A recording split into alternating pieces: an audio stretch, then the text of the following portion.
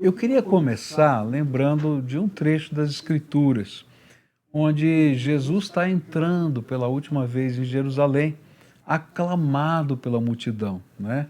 É conhecido como o Domingo de Ramos, né? Quando Jesus vai entrando e as pessoas colocam ramos para ele passar, tiram as suas capas, colocam no chão e o povo começa a gritar, né? Hosana, né?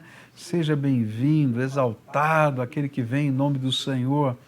E os fariseus se aproximam de Jesus para criticar tudo isso, todo esse movimento que está acontecendo. Diz: ó, você tem que repreender esse povo, não pode fazer isso. E qual era a grande questão que estava por trás ali no sentimento dos fariseus?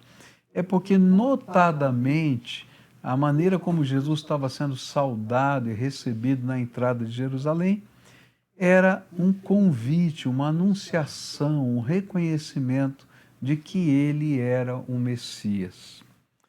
E os fariseus, então, estavam angustiados com essa aprovação popular e essa manifestação popular de reconhecimento do Messias.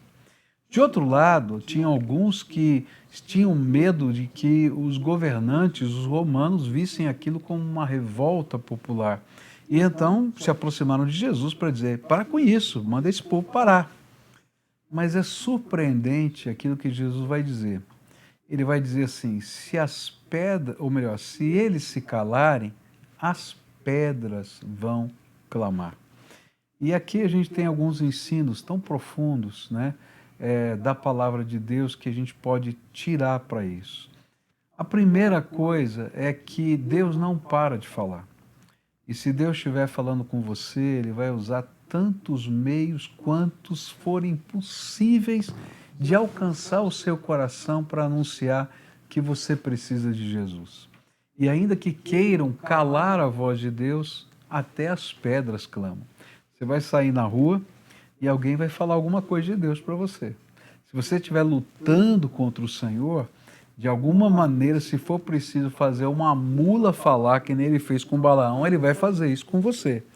Então, para de lutar contra Deus, porque a voz do Senhor não se cala, ela se manifesta na nossa vida. Há uma segunda lição tão forte, é que Deus usa meios inusitados para falar com a gente. Ele não apenas não se cala, ele não para, mas ele usa meios inusitados. Ele estava usando toda uma multidão para dizer para aqueles fariseus: vocês não creem, mas eu sou o Messias. E quando a gente viaja pelo mundo hoje, a gente vê os meios inusitados de Deus.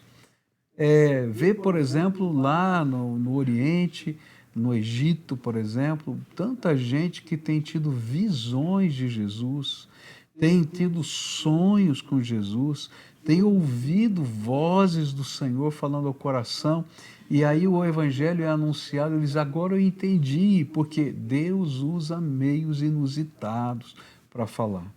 Eu vejo hoje, por exemplo, as mídias sociais como pedras que clamam, porque de uma maneira quase incontrolável, o evangelho chega a qualquer lugar do mundo, imediatamente.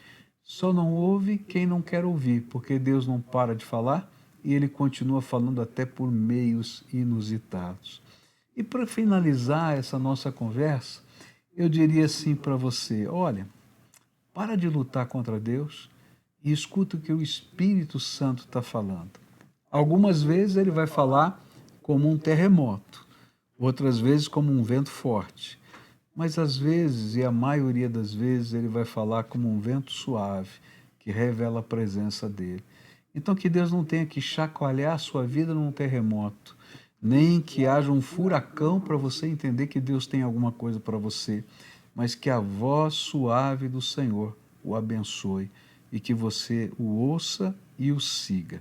Não lute contra a vontade de Deus e nem contra a voz do Senhor.